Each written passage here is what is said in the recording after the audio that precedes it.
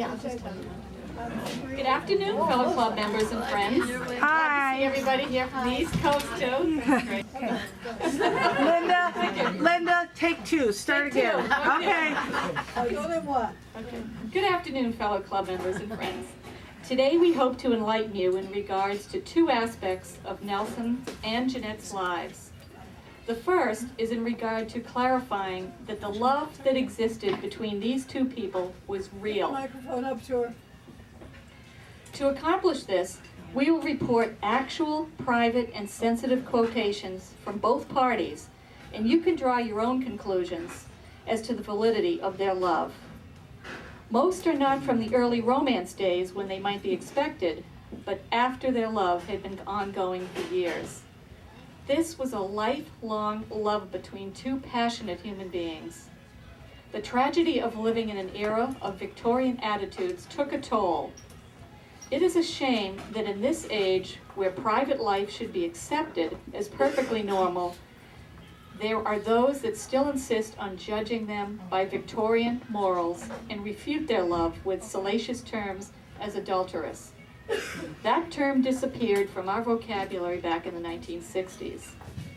Their love was so powerful that they had to live two lives, public and private. We're going to take a brief look at their private life and take a modern and tolerant position of what they had to overcome, but not give up the love they had for one another. Any woman today would feel as Jeanette did if they could just experience a piece of the love that she received. And no doubt there are modern men today that would be overwhelmed to be as confident as Nelson was in the love he received from his Jeanette.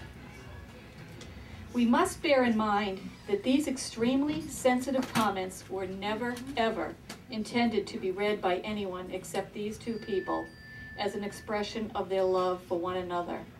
It was with great personal misgivings that these few examples from among many are reported, but I am weary of the love or hate gossip that still prevails after all these years. And in particular, the repeated use of the term in the public press of adulterous affair.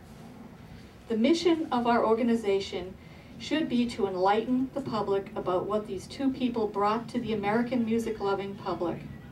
They achieved this with their glorious voices on the concert platform or in their delightful screen performances.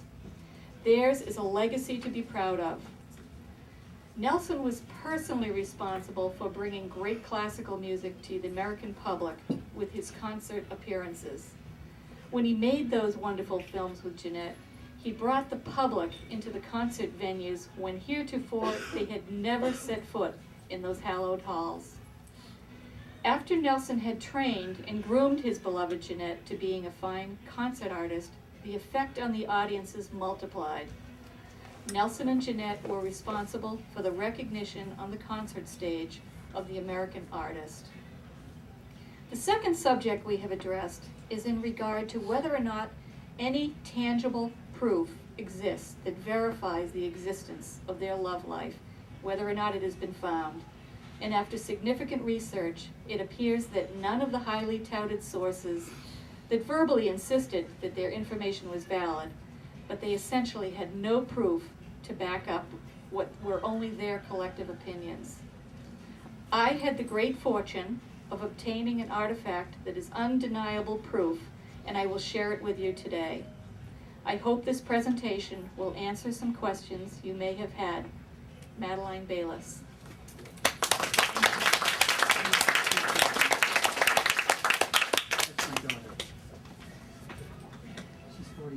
Today's presentation is one dear to my heart, and I am eager to share it with this audience of admirers of Nelson Eddy and Jeanette MacDonald. As you heard in the opening, I have had a difficult time dealing with what appears to be a campaign of negative treatment of these two wonderful people, and they do not deserve it. This is not an indication that they were perfect. No human is perfect, and we are all flawed. But demeaning the love between the two should cease. After considerable thought, I might have a way to prove that their love was true, and both went to the other side, believing they would be in God's heaven together. It is imperative that we understand the part that religion played in the Nelson-Jeanette relationship. Nelson commented that the two most important factors in his life were his religion and his love for Jeanette. Nelson became very dissatisfied that his religion, which was Protestant Episcopal, had failed to allow his love for his Jeanette to be accepted. In other words, he seemed to believe that even God had abandoned him. He began to search alternative religions in the hope that there was one that would grant him the peace he was seeking and would allow their love to be accepted, not only by God, but by the world. After much searching, he finally found one that seemed correct. Its basic concept required that he put their relationship on a strictly spiritual plane. That appealed to him. He explained this to Jeanette and convinced her that it would be the answer to their quest to have their love approved by God and the world. Jeanette understood this, and if this brought peace to her Nelson, she would follow his acceptance of this different religion. This began a period when he kept their love on strictly a spiritual plane. Jeanette accepted this concept, but with certain misgivings. Nels remained the loving man he always was, but their physical union was omitted. Nelson had grown up in his church and once even contemplated making the church his life's work, but music called. It was not too long before Jam convinced him that when he was ready, the final step, their physical union, would be a beautiful and life-fulfilling experience. Naturally, Nels had told Jam everything about how his Anne had humiliated him when she demanded he fill his conjugal duties on her wedding night. Nels was so repulsed by this woman, it was impossible for him to respond to her. From then on, Anne took every opportunity to excoriate Nelson about his lack of manhood. Jeanette realized how badly he'd been wounded. She even told Isabel that she knew she could break her Nels down in 5 minutes, but what she wanted to do was to bring him sweet memories of their love, not the bitter ones he had with Anne. When the time was right, Jeanette took the initiative and restored his faith in manhood, and their love remained vital, beautiful, and satisfying to both of them. Few people have ever understood this very personal side of Nelson, and that he and Jeanette were devout in regard to their love of God. It was not long before Jeanette brought Nelson back to his roots, the Episcopal Church. Religion remained an important part of their love bond from the very beginning of their love for one another, and kept it sacred for them for all the days that they were with us. I have selected a few examples among many of their personal comments to each other and the replies it prompted. These comments demonstrate how they felt about each other. So by reporting on a few quotations and the response invoked, you will immediately grasp how they felt and have an understanding of these two very special lovers. They are very powerful and meaningful, and should permit us to have a deeper understanding of the love they had for one another. It is important that we also understand the rule Jeanette had for dealing with Nelson. She immediately picked up on his disdain for being pursued. She adopted the position that he had to come to her when and if he wanted to be with her. She would not be the one to pursue him. As time went on, and only if he was ill or suffering from emotional distress, usually caused by Anne, only then would she go to him. This was her role throughout their lives together. When we review their lives, we can also see that it was Nels who consistently was the one to take the initiative to healing a breach in their relationship. We also know that the breach was usually caused by something he had done, but this is an arrangement that worked for them. To start at the beginning, we have selected a quotation from Nelson about when he first met Jeanette. We have all read Isabel's first memoir, but these are Nelson's comments. These words were never meant to be read by any of us. They were the personal words and only meant to be read or heard by these two people. This was not an easy decision for me to expose just a few of their private feelings, but I hope it might eradicate some of the false information that seems to still prevail. In making this presentation, I wanted to allow their faithful public to understand that the love between Jeanette and Nelson was real. The quotes used are their exact words with nothing added or deleted. The entire presentation required over 60 pages of text, and it could not be presented in just an oral form. For this particular oral presentation, we've selected just a few examples, which are also in the complete version. So let us begin with the first meeting. Here is the description by Nelson of his first meeting with Jeanette as told to his mother sometime after it occurred. This is followed by his description of a much later trip to Tahoe after their marriage. Nelson had made friends with the chief ranger of Tahoe, and he allowed Nelson to use the lookout cabin. Although it was extremely isolated, the view of the lake and the surrounding area was absolutely spectacular. Now, Isabel speaking, quote, "Last night, after Nelson took Jeanette back to Gables and returned here, meaning Mists, he could talk of nothing else. How she was all there was all there was in life, the sunshine, the meaning, the other part of him without which he was desolate." Nelson's entry, "I think so much of the night I first met her, standing on the steps, so breathtakingly lovely. Her gown was so beautiful, and she was so different from all the other painted, overdressed creatures I had been meeting at every turn. This was how a well-bred girl should look. I could think of only two words, elegant simplicity." And then, smiling tenderly, he said, "She was such a little icicle to me that night. Men were too unimportant in her life, and yet could I ever forget the warmth that suddenly covered her face as I took her little hand to say goodnight. I know now that at that moment I set to flame ever so slightly the fire in her being, and brought faintly to life the gentle sweetness that now adores her body in all its glory. No man had found that inner fire and made that beautiful face come to life.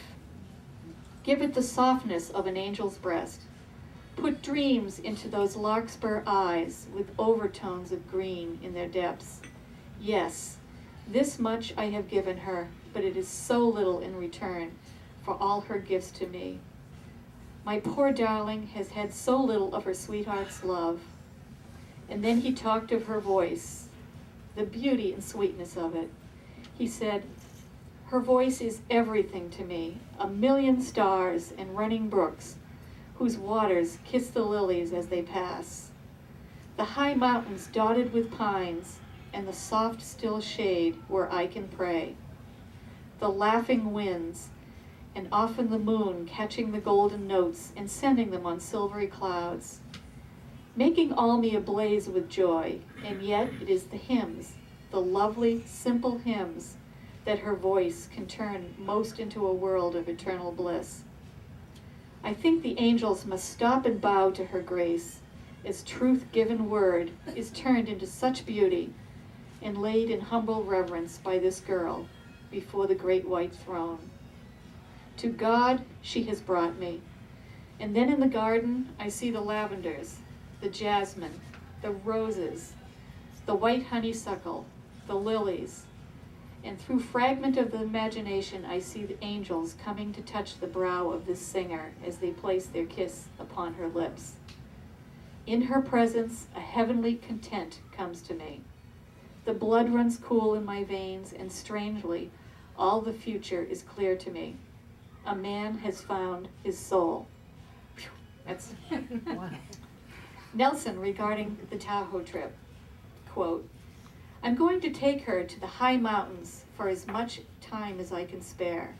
It is a beautiful wilderness above Tahoe, and we will be camping in a lookout cabin, really roughing it.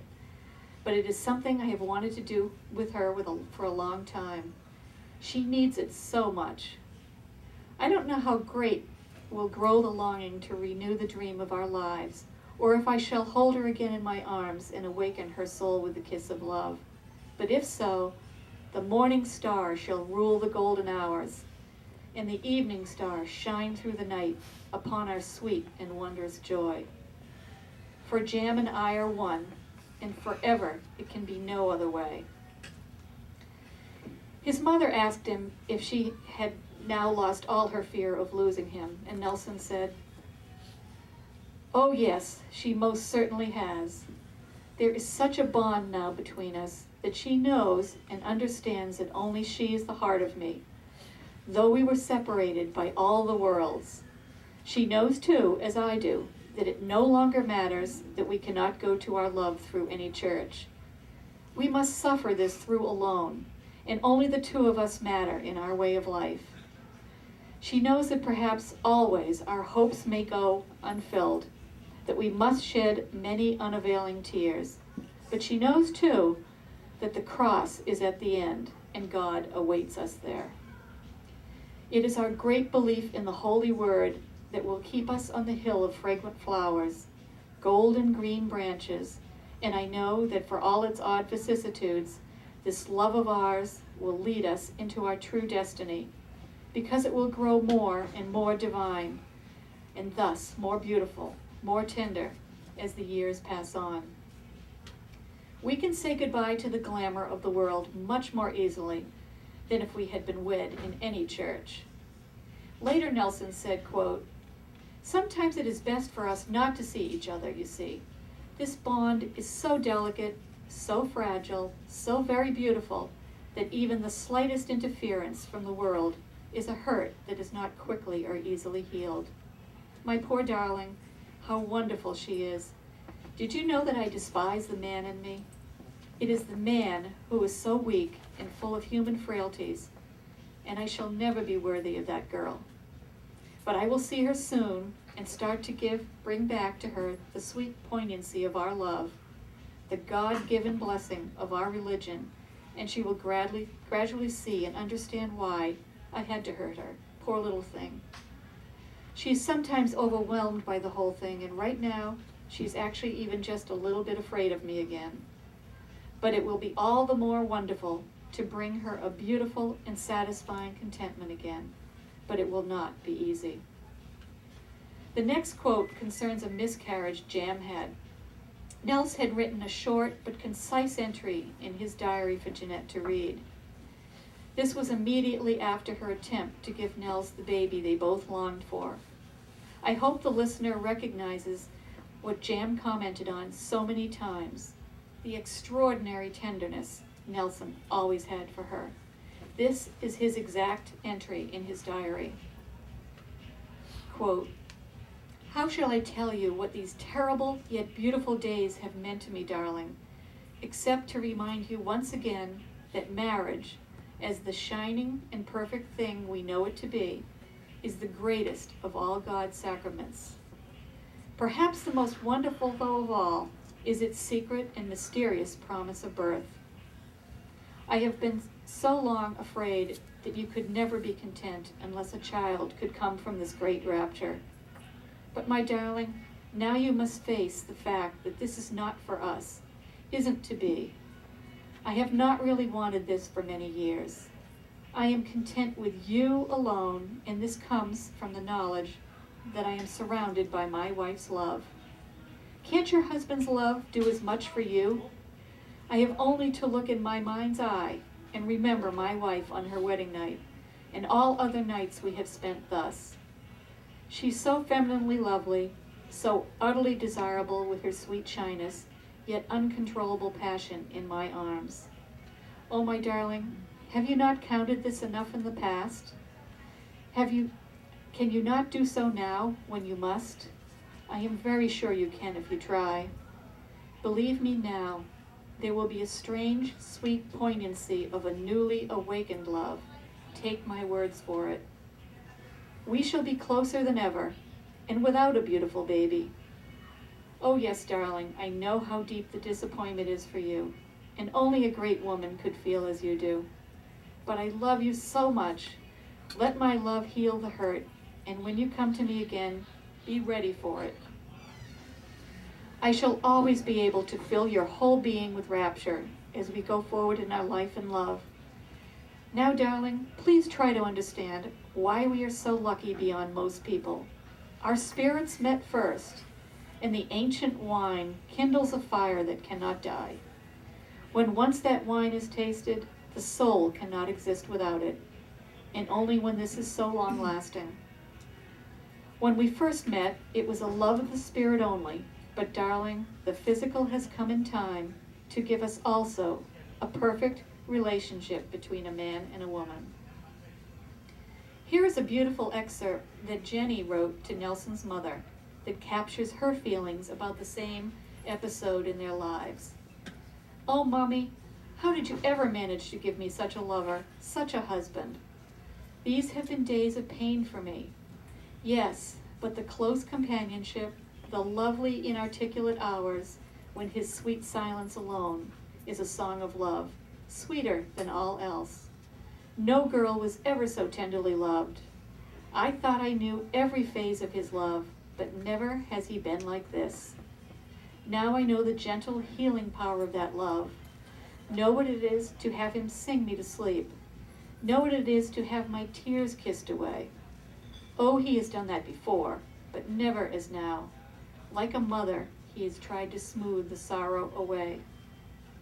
Did you ever read Longfellow's poem, Footsteps of the Angels? He recited every verse to me last night, sitting by my bed, and it was indeed the footsteps of the angels to my soul.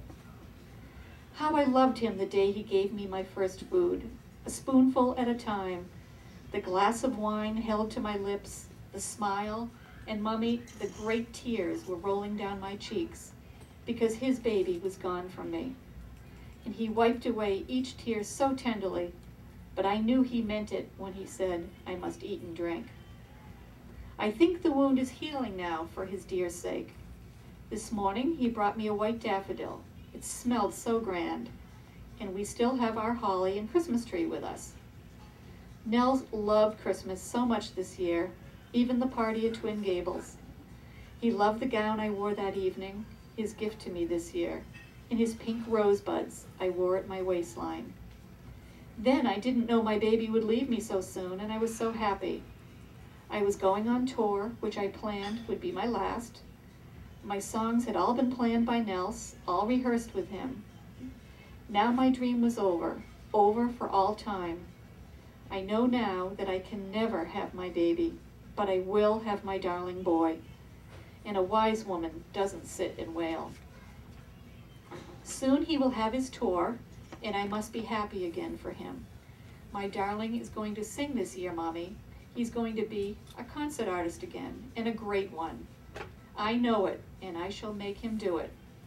We might even take a tour together soon. We talked about it last night. Isabel's response. All at once, I saw a light. Nels is doing this to give her the assurance of a future with him. No matter what sort of a future, he is clearing her mind so that it will be with him. I wonder if Jam even knows how utterly his life is hers as well. He is bound forever, and believe me, I know what she means when she talks about his devotion to her. I saw the tenderness he gave her those first few days. The first time he carried her out to the living room was a sight to remember. Like a small baby, he held her on his lap, tucked in his arms before the fireplace. Mary, coming in with our supper, tried not to notice. She kept her eyes averted, but I knew she was surprised, for never before has she seen Nelson have Jam in quite such a spot. But he was utterly unconcerned, and I'm sure if he would not have given up his darling at that minute if all of Los Angeles had walked in.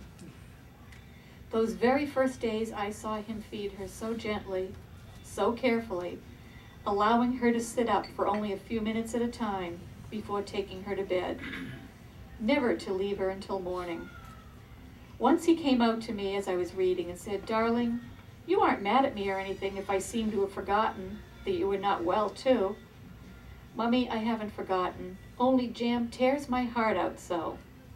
He was so cute saying this, and he said that Jam felt badly about it too, because she wanted to be doing things for me this visit. My poor two babies. I sure could not do without them, ever. After the first week, he insisted she go up to his room where he could look after her better and where she wanted to be. I wanted to spend the nights with her, but Nels informed me that he was all Jam needed.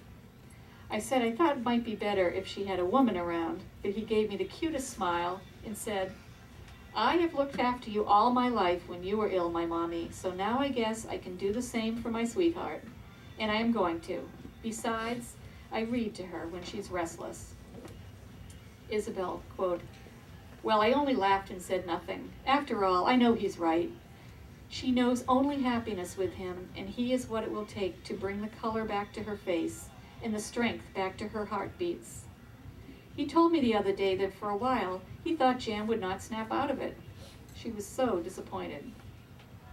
Nelson saying, I had to talk very fast and let her know what would happen to me. Never have I seen so many tears, such a pitiful sight. I knew I had a job to do, and suddenly I felt very strong.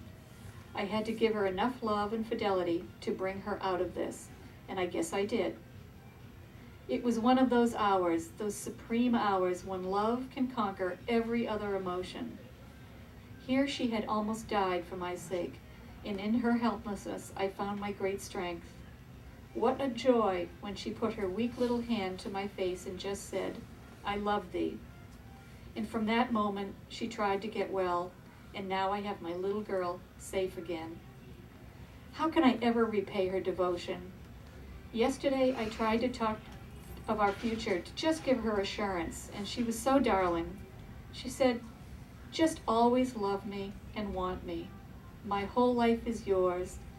I know there are women who prefer secrecy to honesty, but between you and me, darling, there just can't be anything but honesty. So I just say, want me always. Mommy, those were life-giving words to me. This is the girl who can't ever go away from me. Didn't I try to send her away? And look what happened. She got sick, the poor little darling, and I made myself sicker yet. A little later, Isabel said, I went to Jam before going to bed. Nelson had tucked her in, and I must say she looked much better. Nelson had cocoa for both of us, and as I watched her sip her drink, I realized that her health is going to need careful watching, but her mind will need ever more careful care. She said she wanted to go on with the tour because in music she will lose herself for a little while, and because Nels selected all her songs himself, she loves them and she will be able to keep him close to her. When I left them, she kissed me, the dear little thing. Such a sweetness she has now. When she is alone with us like this, love makes her exquisite beauty so tender.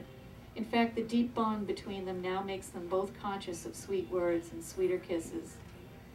There are marks of pain still on her face from the loss of this baby, marks that are from the soul.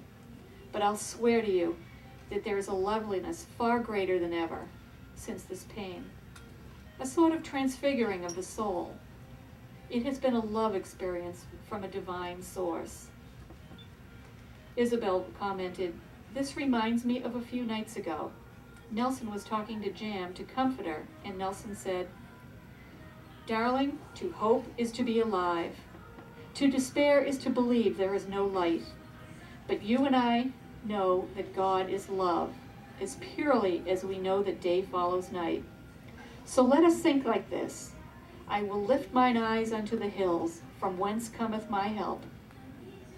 Not for nothing has God suffered you to be in pain and taken you from the tiny rosebud of this heaven, but rather you have been shown the greatness of giving into heaven's keeping, our own little child. And we are now blessed by the greatest bond that God could give us, the bond of parenthood, and the loss of that parenthood. So, darling, you see you are very close to me. And here is the cutest thing. He cuddled his head on her shoulder and said, can't I be enough for you to take care of? I still need my hand held, and I need my socks bought for me. Even Jam laughed and said, yes, I bet you do need some shopping done since your mommy hasn't been able. And she held him more tightly in her arms. And here is an example for a missed episode. Jean was gone for 4 weeks. Jam, Mommy, and her dearest friend were at Miss almost the entire time. Her friend said that the first 2 weeks, Nelson stayed away, but the last 2 he just couldn't take it any longer and was up there most of the nights with them. During the day, he was in Hollywood. Every night when he would come home, Jam met him at the door, and after his kiss would say, "We missed you, darling, we have dinner ready," exactly as though they were married. And before many days, Nelson was beginning to shine all over like a headlight. He was so happy. Seems Jean was off on a fishing trip with some men the second 2 weeks. Jam went back to Gables to help Jean get off on that trip, and Nelson picked her up and brought her back to Miss that evening. Next morning, Jam told Mommy on the way up he suddenly stopped the car, turned around and took her in his arms and said, "I just want to kiss you, Mrs. E." And when he returned his kiss, he said, "Thank you, darling," and started the car up again and drove on. She told Mommy it was the very first romance that they had been between them in many weeks. But that night, Nelson was so nervous and restless he couldn't sleep. And Jam was so sensitive to all of this that she couldn't stand it and went up to his room to see him. She found him on his balcony with his head in his hands, and here are Mommy's own words. They are so beautiful. When my little girl came into the kitchen for coffee that morning, I noted the sad beauty in her eyes. And taking her face in my hands, I said, "Darling, you won't think I'm just being a curious old woman if I ask you a question, will you?" Said Jam. "Of course not. You can never be anything but our own Mommy. What is it?" I said, "You look like a Madonna this morning. Your lips are trembling, and yet your step is light and gay. Is there anything you need to tell your Mommy about?" With her arms around me, she said, "Oh, darling, you are so precious. What would I ever do without you? Yes, I do want to talk to you. I didn't stay in my own room last night. Nels needed me. I love the child in him, and I simply answered his call. I found him on the balcony, head in hands, and when he heard me, he jumped up and put me in his chair, knelt at my feet, and buried his face on my breast. A dear little boy as I have never seen that boy before. Then his head was in the crook of my shoulder, his lips on mine, not a man's kiss, just a kiss of simple gratitude. Oh, Mommy, I am so afraid for us. I can only pray for the strength to go on. So much the pain is like a knife in my heart, and then comes a night like this, and I am glad for the pain. It has been so long he has turned to me for even a little boy's comfort. And last night, as he held me in his arms and thanked me for the joy I had brought him, I almost didn't pass the test. It was so hard to keep my emotions buried. But after a while, when he had me wrapped in a blanket, a scarf around my head, we sat and talked for hours. Then I seemed to become unconscious of all time. I was near him, his hand in mine, and as the soft summer moonlight cast its shadows around us, it was as though the world had ceased to be, and I felt only the peace of heaven. I only knew that in the wee small hours he tucked me in to his big bed, and then he went to sleep on the couch. He was still sleeping when I drew the shades and left him this morning. Isabel writes, "Now as I write this several days later, they are walking through the evening dews. They were up at dawn, had a row in the lake, and they're forever singing. Jam has not again gone near this room, and though he is not completely happy except when he is with her, I think he's less nervous and restless than he was. There is an almost fierce loyalty between them, and a pathetic dependence on each other. Something impossible to describe, except to say they are lost, each without the other, yet together they radiate fulfillment and completion. They seem never to have one difference of opinion as to what they want to do, and the hours are never long enough. In the evenings, Jam plays the organ and sings for us, with Nelson usually standing behind her, gently touching her hair, and finally joining her in song. September 25th, 1947 was the final summer program of Nelson's Craft Music Hall for that year. His final song that evening was a magnificent rendition of Heart of My Heart. Songs he sang himself on those 13 programs were also directed to the woman he loved, Jeanette. Jam's absorbing interest now was getting Nelson back on the concert stage where he belonged. She did, and he had agreed before the parting to go on tour in 1947, but that all fell through when her mother died. She did get him back on his tour in 1948. It was a wonderful success, and he continued to tour until he closed his career as a concert recitalist in 1952. Now I reach the delicate point in this incredible love affair as to whether or not there is any possibility of what I call tangible proof that might exist that supports our belief in this love affair. In a word, the answer is yes. Tangible proof does exist, and today we intend to present at least one such proof. It was 1938. Nelson and Jeanette were in production of their film Sweethearts, which was the first film to be shot in Technicolor by MGM. It was when they began production that Nelson began giving serious thoughts to a special birthday gift for Jeanette. He decided to design a very unusual charm bracelet with special charms, the maximum that could be attached to the very delicate chain he selected. This was the era of charm bracelets, and they were extremely popular.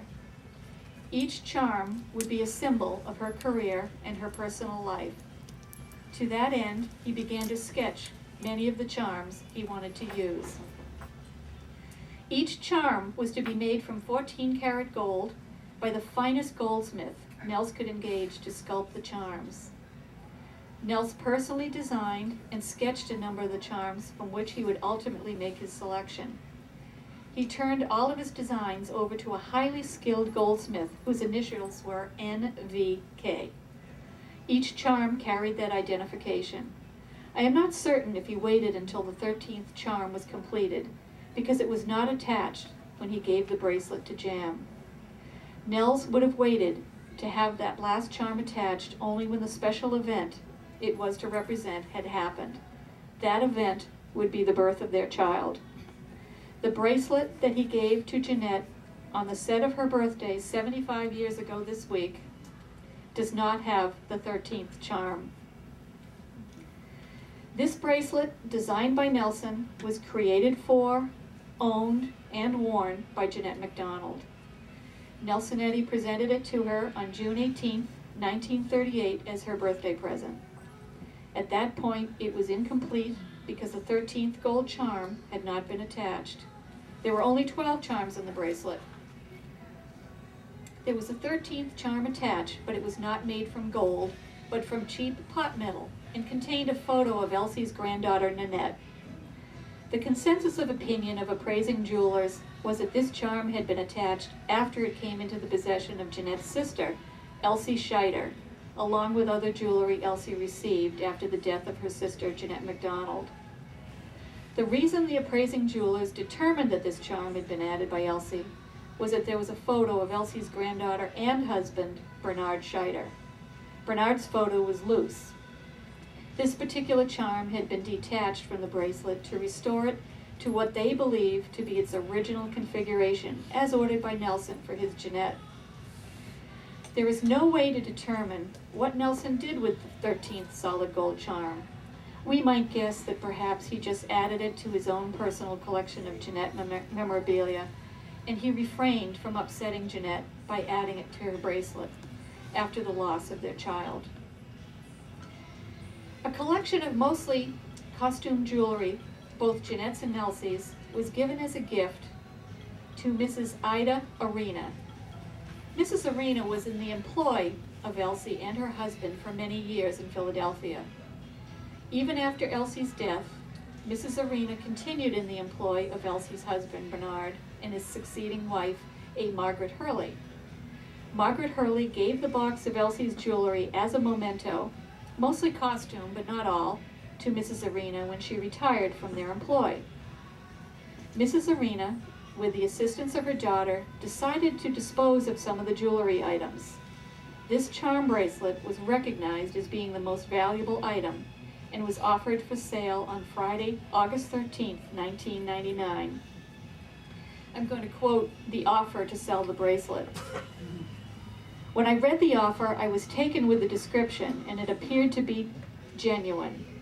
In addition to having knowledge of Nelson and Jeanette's relationship for many years, we also know that Nelson was attracted to unusual gifts for Jeanette, and this did fit the bill. Here is the offer in the way it was worded. Quote, "My mother, Ida Arena, worked in the home of Jeanette MacDonald's older sister Elsie and her husband Bernard Scheider for many years. After Elsie's death and the remarriage of Bernard Scheider to Margaret Hurley, Mom continued in their employ until around 1991. At this time, Peggy, who was Margaret, gave Mom a jewelry box filled with mostly costume jewelry belonging to Elsie as a memento to Mrs. Arena when she retired from their employ. Mrs. Arena passed away in 2008. My mom is now 82 years old, and this is as of 1999, and is beginning to reduce the contents of her home. We are scheduling an estate sale of some items, but rather than selling the jewelry this way, we thought it would be nice to offer it first to Jeanette fans." The text of her offer was, quote, "This item is probably the most valuable, as it is all 14-karat solid gold except for the locket charm with a photo of Bernard inside. There is a charm with a photo of Jeanette on one side of the bracelet and a charm with a photo of Nelson on the other side. We feel that because of its age and the personalization of the 14-karat gold charms, that this bracelet would have had the most significance of all the jewelry. Some of the other charms are a musical cymbal, a piano, a small purse, a movie camera, a ballerina, a clock, etc. There are 13 charms in all. I purchased this bracelet on Monday, August 16, 1999. Since joining the Mac Eddy Club in December of '95, I was struck with the membership's interest and desire to understand this relationship and if there really was such a love affair. The diversities of opinions and the animosity among various factions and clubs seemed to indicate a serious yearning among the membership regarding what was the truth and what evidence supported these factions. There were multiple opinions, and each was vigorously touted as being the real story. When examined more carefully, none of the various positions taken on this relationship really had much, if any, tangible proof to sustain their support, especially when Nelson and Jeanette were deceased so long ago. Also, there was the powerful influence of the MGM studio and Louis B. Mayer, who refused to acknowledge any relationship existed between the two stars. Nelson and Jeanette, including a myriad of fan clubs, who each held independent ideas, with each vigorously defending their own positions. It resulted in there being a lack of any proof of this story and a number of frustrated fans. This was my motivation in trying to seek evidence of whether or not these two wonderful artists did really have a love affair. I hasten to admit that I did have personal knowledge of their relationship because of my father's work for Nelson from 1933 through 1941, when my dad left MGM. Mr. Eddy, as my brother and I were told to call him, often came to our home, and my dad went to Nelson's home, including his place he called Mists, which he leased in 1936. Sometimes I had the good fortune to go with him. My father was employed at the MGM studio almost from the day the studio opened its doors in Culver City back in 1925.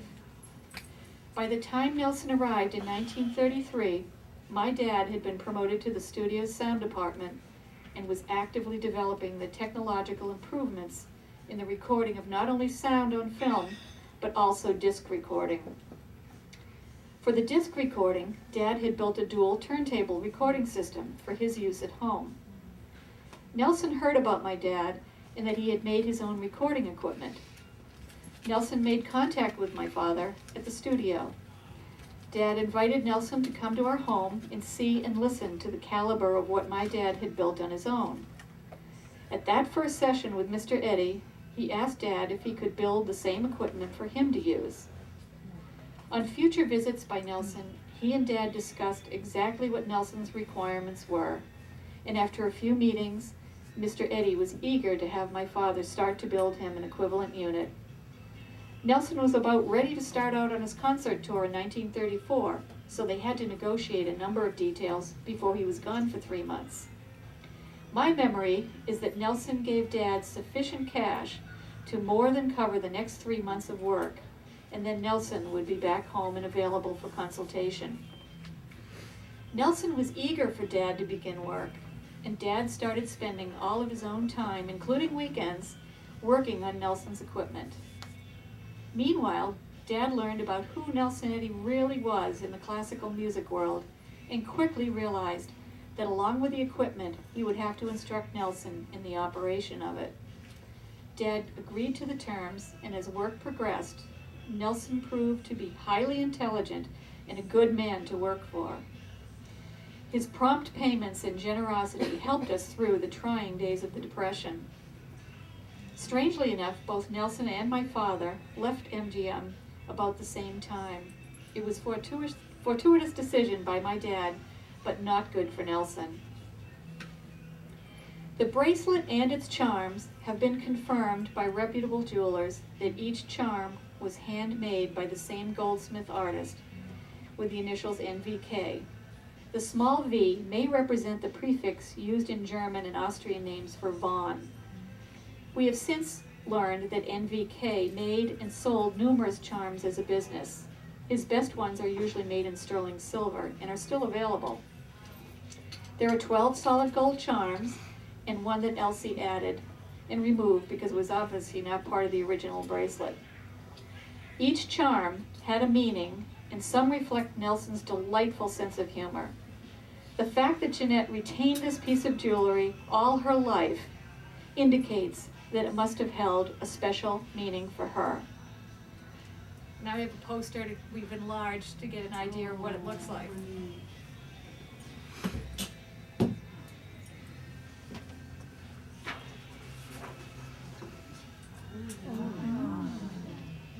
I don't know if everybody can see it from the back. The first charm you can see is a lovely gold mesh evening bag. This was Nelson teasing Jeanette about her well-known penurious side when dealing with money. This delicate charm allows one to open and close the purse. The second charm is a glass ball with Nelson's photo on each side. His photo has to be looked at carefully because time and light have left it slightly faded. The photo that was used was the one that was Jeanette's favorite when he made Maytime. The third charm is a movie camera to represent her film career, and the handle on the camera can actually be turned. The fourth charm is a grand piano to represent her love of music, and because she played the piano so well. Nelson often said that Jeanette played better than he did. This charm must be handled very carefully as the 3 piano legs are extremely fragile and the slightest handling might break them. The fifth charm is a treble clef to represent her beautiful lyric soprano voice. Can anybody see this? I can turn this a little. It's okay, we can see it. Yeah, we're okay. fine. Don't worry about it. The fifth charm is a treble clef to represent her lyric soprano voice. The sixth appears to be of Nelson's face, or perhaps he used it to represent her acting career. The seventh charm is a microphone and would represent her singing on film, radio, and recordings. The eighth figure of the dancer relates to Jeanette's early life on the musical comedy stage as a professional dancer, and/or that she loved to ballroom dance with Nelson. It was well known that whenever he ended a date with her, they would always have their own private dance together. The ninth charm is a piece of film inscribed with the name Betty Filson. This was a mystery that required 10 years of research from 1999 to 2009 to determine the identity of this person and what role she plays in the story. Briefly, she was a small girl protege of Elsie's at her dance school in Philadelphia. When Elsie came to Hollywood for Jenny's wedding to Jean, she brought along what she felt was this talented little girl. Elsie worked as the girl's agent to get her into pictures. She did accomplish this, and the girl was put under contract at RKO. Since she got her contract with RKO, we suspect Gene Raymond might have helped Elsie with that, since he did work for the studio a number of times. Or perhaps Jenny had used her influence to get the girl a contract, and Nels was teasing about Jenny playing the role of an agent. The 10th charm is another glass ball charm, but with Nelson's favorite Jeanette photo on each side. Her picture's very clear, but identical to Nelson's picture charm.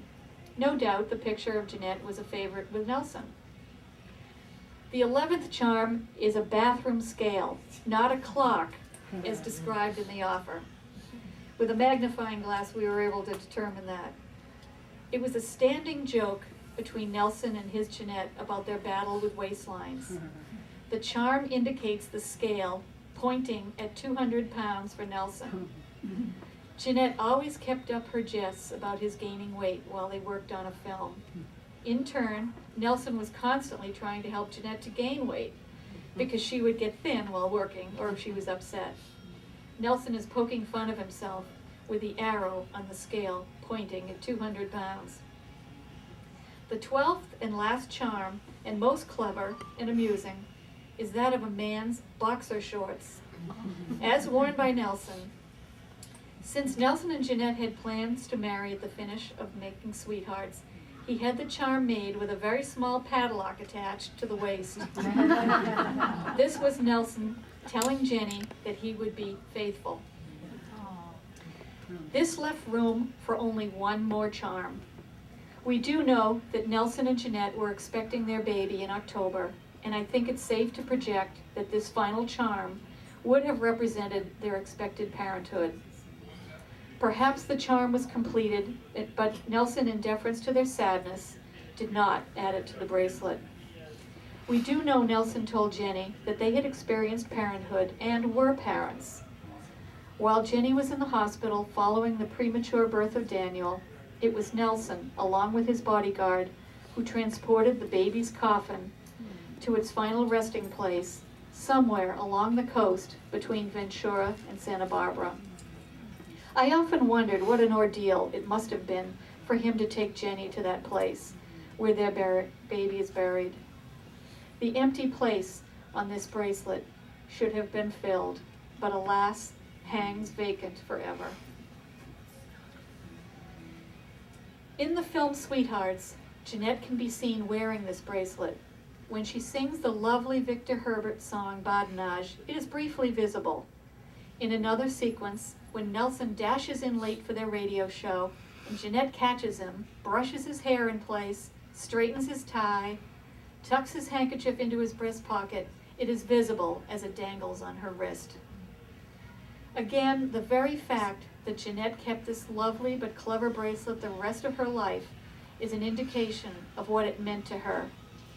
For her, it represented not only great happiness, but dreadful sadness too, that the last charm never had the opportunity to be added, even though she continued to try and give Nelson the child they both longed for. When I was notified that the post office was holding a box for me, I immediately went to pick it up. I said a prayer as I opened it that the photo was really Nelson.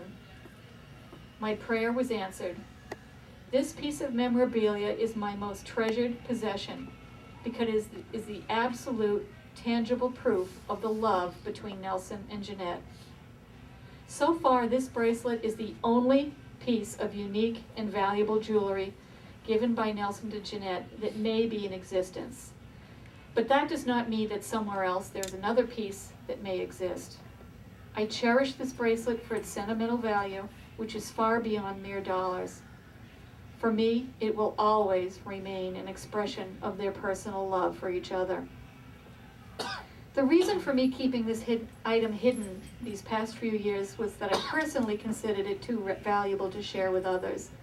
Now, with what seems to be a rebirth of interest in Jeanette and Nelson, I felt it was the time to share this wonderful piece with others who also accept their lifelong love of one another, and we do so today. I did arrange to have the bracelet professionally photographed so as to capture it exactly as it was in its original condition, but with Elsie's charm, with a picture of her husband removed. I also prepared and wrote the complete provenance of this extraordinary and lovely piece of jewelry that I consider priceless. I hope you, who are in attendance at this meeting of the Mac Eddy Club, have the same reverent feeling I have for this bracelet and what it stands for. Here is one piece of the tangible proof of this beautiful love story that we can actually see with our own eyes and is a testament to their love that did exist between these two remarkable individuals. They hated to hide their love from people who cared about them, but in their day, it was their only recourse. The bracelet will now be on display for you to see, but will be carefully protected from being touched for obvious reasons due to its fragility. We offer you this opportunity to see the actual, tangible proof of Nelson and Jeanette's lifelong love affair. Those of you who did believe in their love for each other now have the absolute proof of their love.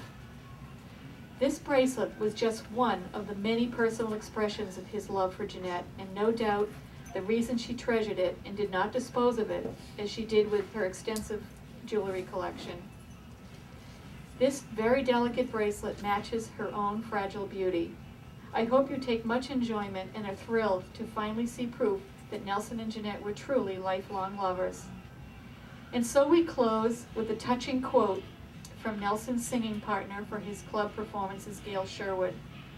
When she was questioned by reporters about Nelson and Jeanette, she said, quote, "Nelson was never the same after the death of Jeanette, and I doubt he ever will be," quote unquote. Gail, who acted as a go-between for Jenny and Nels when he was working, was well aware of the lifelong relationship and respected it. When Nelson was on the move for his club dates, Jenny would call Gail, and Gail would deliver her message to Nelson. Both Jenny and Nels trusted Gail, and she has kept that trust. As members of the Mac Eddy Club, it is my belief that when we join this club that we should never forget what I see as its fundamental mission. I believe that it is our obligation, as well as our duty, to try and protect and honor the reputations of both Nelson and Jeanette, including their incredible and magnificent love for one another. Few people have ever attained such a relationship, especially under the hardships they encountered. Take pride in the fact that their love was real, and be proud of it. I remain firm that those who would disclaim their relationship don't do so with malice in their heart, and they must be ignored. To be lured into a verbal contest with those who ridicule the relationship is unproductive. Nelson and Jeanette are worth our dedication and loyalty. Both were human beings, but let us enjoy the great beauty of their love and set aside those human frailties that we all encounter. Nelson taught his Jenny that their Divine Father sent them here to overcome their problems and not just to be happy. Jenny has always told Blossom that, quote, "I will probably pass before him, but if I do, he will not live long without me." Her dying words that she loved him were heartbreaking when Nelson finally heard them.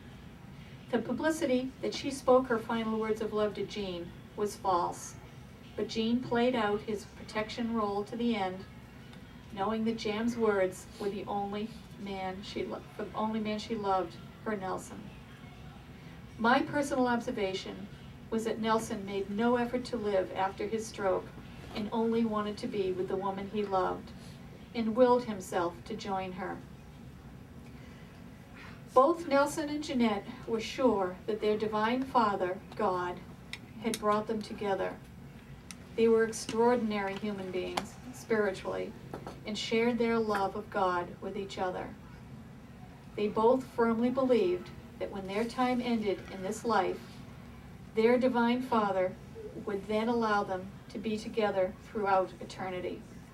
Nelson's promise to the woman he loved. We hope and pray that they are together. Thank you very much.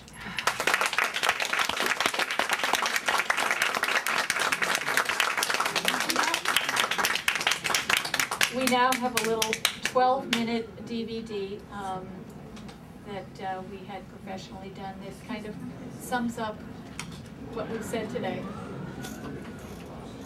On the second act.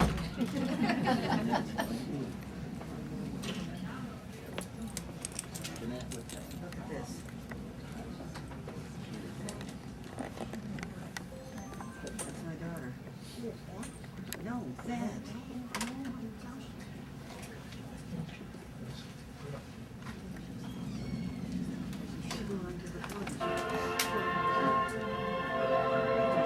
me when. Higher.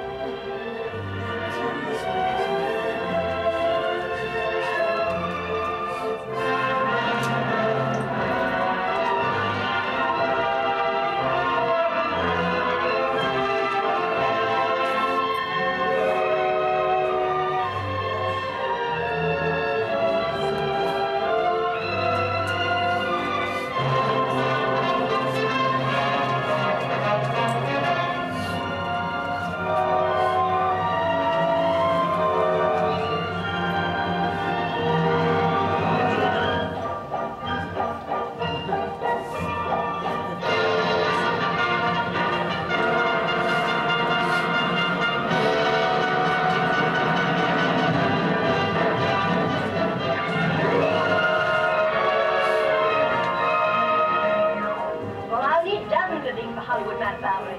Isn't it stunning, Kay? Wonderful in the garden. Ideal for plowing. Oh, you keep out of it. She'll need hundreds of things, Madame Valerie. Everything I'll need for Hollywood for every hour of the day. Oh, Madame, do you think I should have extra skins added to the mix of skins? Very much more stunning. Oh, look at this. Isn't it adorable, Kay? I love this color.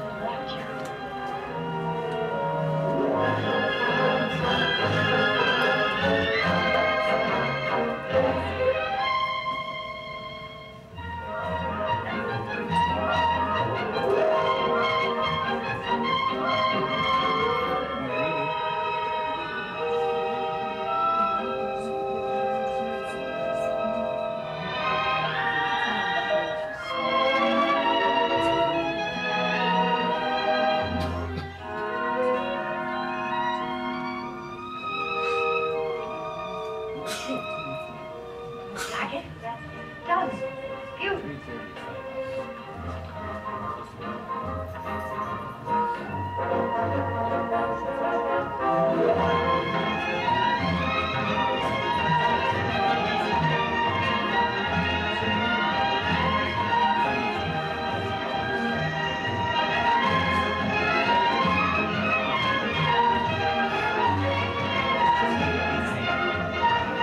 And if you don't climb out of those overalls and start for the broadcast, there won't be any sweetheart about. Oh, the broadcast! I forgot all about the radio. Goodness, get me out of this quickly, girls. Get me out of this quickly.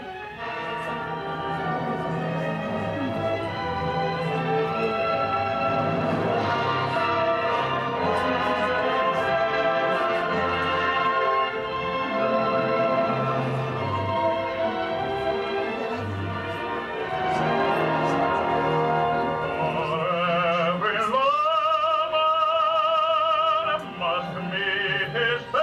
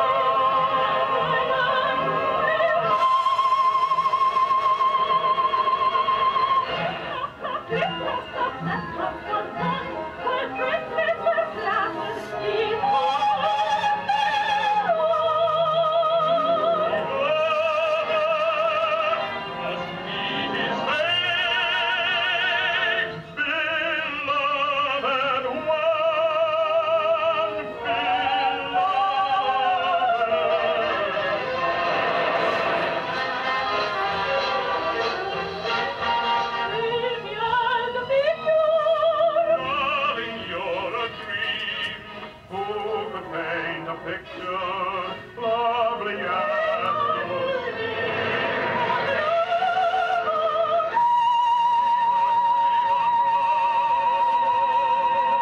When we come and not up and down the gentle men will not and it has so The band goes La lente by the moon. by. We thought you knew. Well, we know you know.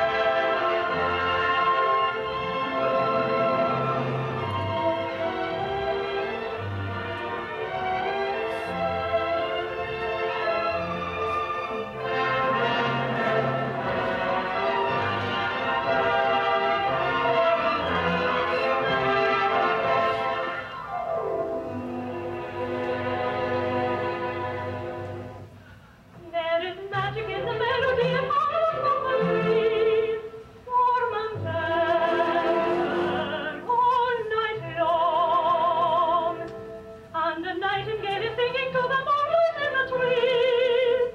Oh, the splendor of his song. There is music in the murmur of a rippling woodland stream. Gentle music, softly played. Oh, the loveliness and wonder of the spell, the world is on the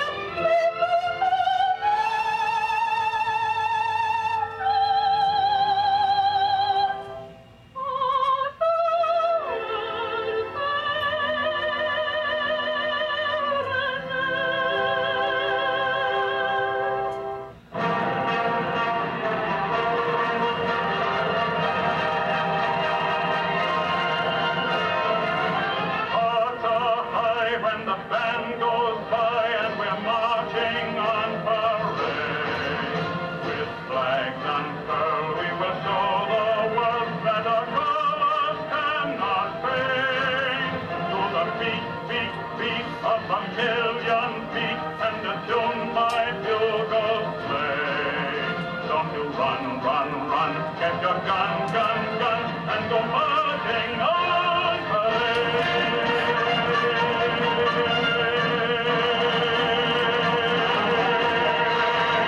There are two eyes that shine just because they are mine, and 1,000 things other men miss.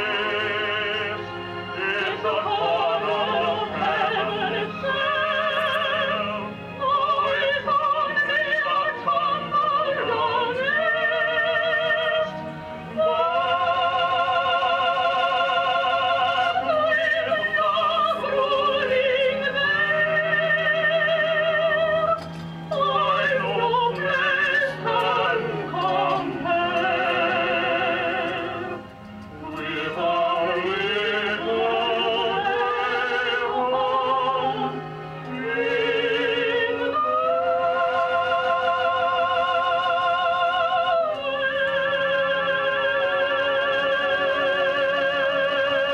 West. Oh, there he is. Hurry up.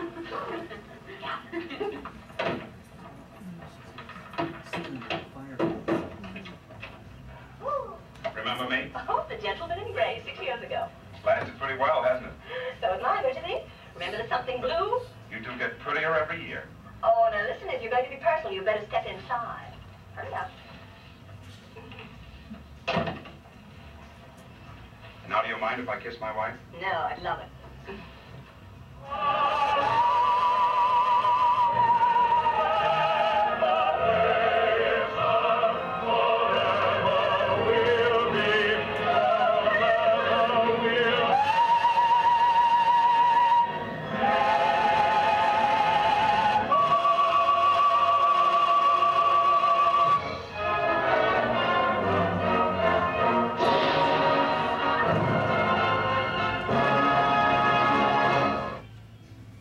Very good.